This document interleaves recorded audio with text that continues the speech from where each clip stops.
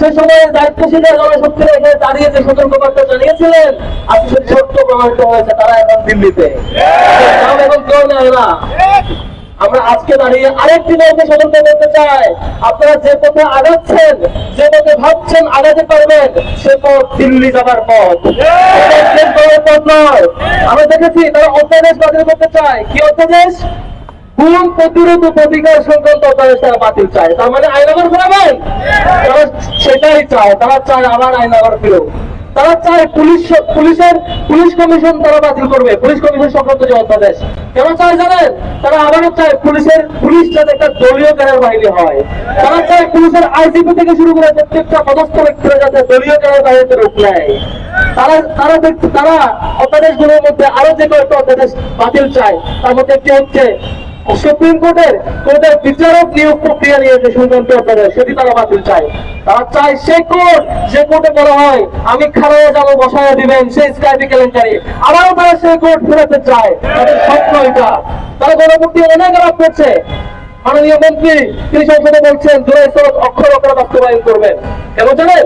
কারণ জুলাই সনদে একটা নিচের লাইন আছে যে রাজনৈতিক দলগুলো চাইলে যেসব বিষয়ে তাদের নোট অফ ডিসেন্ট ছিল, অন্য স্থান সেগুলো চাইলে তারা তাদের মতো বাস্তবায়ন করতে পারবেন।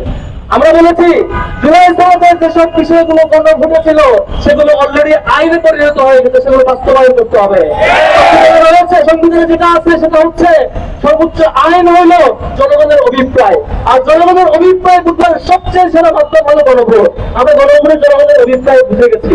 যে বিষয়গুলো গণভোটের অংশ ছিল, জুলাই সনদের যে গুরুত্বপূর্ণ পয়েন্টগুলো গণভোটের অংশ ছিল, সেগুলো অলরেডি আইন হয়ে যাওয়ার উপক্রম। সেগুলো আপনি অস্বীকার করতে পারবেন না মাননীয় মন্ত্রী মহোদয়, সেগুলো না মানার কোনো অপশন নাই।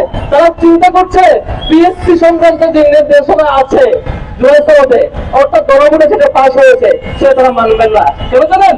তারা পিএসসি দিয়ে বিসিএস নিয়োগ হয়, সরকারি কর্মকর্তা নিয়োগ হয়। তারা চায় তাদের হেডকোয়ার্টার থেকে বিসিএস এর নিয়োগ দিতে। তারা চায় মন চাইলে বিসিএস বন্ধ করে দিতে। তারা চায় আগের মতো নির্দিষ্ট একটা কলেজ থেকে তালিকা নিয়ে সরকারি কর্মকর্তা নিয়োগ দিতে। আমরা কি এটা হতে দিব? আমরা এটা হতে দিব? যে ভয়ঙ্কর কাজ বিএনপির কাছ থেকে আমরা দেখেছিলাম, বিসিএস বন্ধ করে দেওয়া, নির্দিষ্ট কলেজ থেকে নিয়োগ দেওয়া, সেই বাজে কাজ আওয়ামী লীগ থেকেও দেখি নাই, যেটা আবার তারা ফিরিয়ে নিতে চায়। আমরা চাই না। আমরা সতর্ক করতে চাই, আপনারা যেগুলো চাচ্ছেন যে পিএসসি নিয়ন্ত্রণ, তারা আরেকটা জিনিস নিয়ন্ত্রণ করতে চায় জুলাই সনদে ছিল এবং গণভোটে পাস হয়েছে, সেটা হচ্ছে মহা হিসাব নিরীক্ষক এবং নিয়ন্ত্রণ নিয়োগ সংক্রান্ত বিষয়। তারা চায় কি জানেন? তারা মন্ত্রণালয়ে কোটি কোটি টাকা লুটপাট করবে, পুকুর চুরি করবে, সাগর চুরি করবে, আর নিয়ন্ত্রক সেটা ধরতে পারবে না। তারা সেটাই চায়। তাদের গণদাসকে এখানে হিসাব নিরীক্ষক এবং নিয়ন্ত্রক বানাবে। আমরা কি এটা হতে দিব?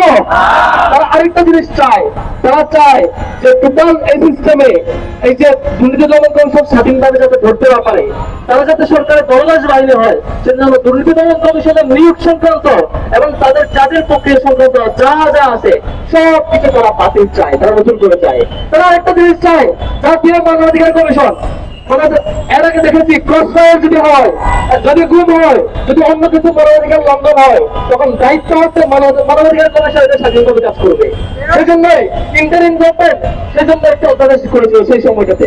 তারা এখন সেটি বাতিল হোক, তার মানে তারা ক্রস ফায়ার দিবে, তারা গুম করবে, তারা মামলা বাণিজ্য করবে, তারা থানা কর্তৃক ব্যবস্থা করে তারা চাঁদাবাজির সমৃদ্ধ করে তুলবে, আর কেউ কিছু বলতে পারবে না। আমরা কি হতে দিব? আমরা জয়ের রক্ত এখনো শুকায় না। আপনারা যে প্রতিবাদে করতেছেন, আমি একটা বিরুদ্ধে অনুরোধ করি আপনাদেরকে, আপনাদের মন্ত্রণালয়ের অফিসের সামনে শেখ হাসিনার সেই হেলিকপ্টার করে পালানোর ছবিটা একটু প্রিন্ট করে লাগাই রাখেন, কারণ ওই ছবিটা আপনাকে রিপ্লেস হইতে পারে যে কোনো সময়। ছবিতে হেলিকপ্টারে উঠতি সময় দেখছেন শেখ হাসিনা হেলিকপ্টারে উঠছেন, সে জায়গায় হতে পারে পরবর্তী প্রতিবাদ পালাতে হইতে পারে। বীর চট্টগ্রাম এই জায়গা থেকে গত সময়ে পাড়া করার সময় যখন শেখ হাসিনা প্রতিবাদ হতে চাচ্ছিল, ছাত্র শিবির এই মঞ্চে দাঁড়িয়ে সতর্ক করেছিল, তিনি সতর্ক হন নাই, তাকে পালাতে হয়েছে। আমরা বীর চট্টগ্রাম এই অঞ্চল থেকে আবারও সতর্ক করতে চাই, এবারে বিএনপি কে আপনারা সতর্ক হয়ে যান। গণভোটের যে গণরায়, জনগণের অভিপ্রায় যে রায় বাস্তবায়িত হওয়ার কথা, সেটি সুন্দরভাবে বাস্তবায়ন করুন। সময় গড়ালে আর পিছনে আসতে পারবেন না। ভুল একবার করে ফেললে আর আফসোস করতে পারবেন না। এই ছাত্র জনতা আবারও রাস্তায় নামবে। এবার রাস্তায় নামবে চূড়ান্ত ভাবে ফেসিবাদের স্বপ্ন করে যারা, তাদেরকে পাঠাবে অন্য দেশে ইনশাআল্লাহ। যারা প্রতিবাদ শাসন করছে তারা, আগামীতে যারা ফেসিবাদের নিবু নিবু শব্দ দেখেন, তাদেরকে পালাতে হবে এই দেশ ছেড়ে। আমরা আমরা আরেকটা সতর্কবার্তা করি, সেটি হচ্ছে গত 17 বছরে আপনারা আমাদের সহযোগিতা ছিলেন, লড়াইছিলেন, এই জন্য আপনাদেরকে একটা মায়া কাজ করে। কি মায়া জানেন? আপনারা জনগণের গণবিস্ফোরণের মুখোমুখি না হন, এরকম একটা দোয়া আপনাদের জন্য করি, আপনারা ভালো পথে আসুন। কিন্তু যদি দোয়া কাজ না হয়, সতর্কতা কাজ না হয়, আপনাদের যে সিম্পাতি আমরা ভুলে যাবো। দেখবেন আপনারা ঠিকই আবারও গণবিস্ফোরণের মুখোমুখি হয়েছেন, এটি চূড়ান্ত পরিণতির মুখোমুখি হয়েছেন। আমরা সাধুবাদ জানাবো, আমরা শুভকামনা জানাবো। যে সময়টুকু আছে আগামী অল্প কয়েকদিন সময়, এই সময়ের মধ্যে জুলাই সনদ, গণভোট এবং সম্ভাব্য যে অধ্যাদেশগুলো আপনারা প্রস্তাবনা দিয়েছে বাতিল করার জন্য, এইসব বিষয়ে ভালো পথে ফিরে আসুন, জনগণের ভাষায় কথা বলুন, এই মারপেট আর শিখায়েন না, তাহলে আপনাদের এই চূড়ান্ত পরিণতি থেকে চাওয়া হইতে পারে। আমি আবারও আহ্বান জানাবো বীর চট্টগ্রামবাসীকে, বিশেষত ছাত্র জনতাকে, আগামীতে ছাত্র শিবির কিংবা শিক্ষার্থীদের প্রতিনিধিরা যে কোনো জায়গা থেকে এই সম্ভাব্য প্রতিবাদের বিরুদ্ধে যে কোনো আন্দোলনের আহ্বান করলে আপনারা আসবেন তো ইনশাআল্লাহ। সেই আন্দোলনের অগ্রিম আহ্বান জানিয়ে আমি আমার বক্তব্য শেষ করছি।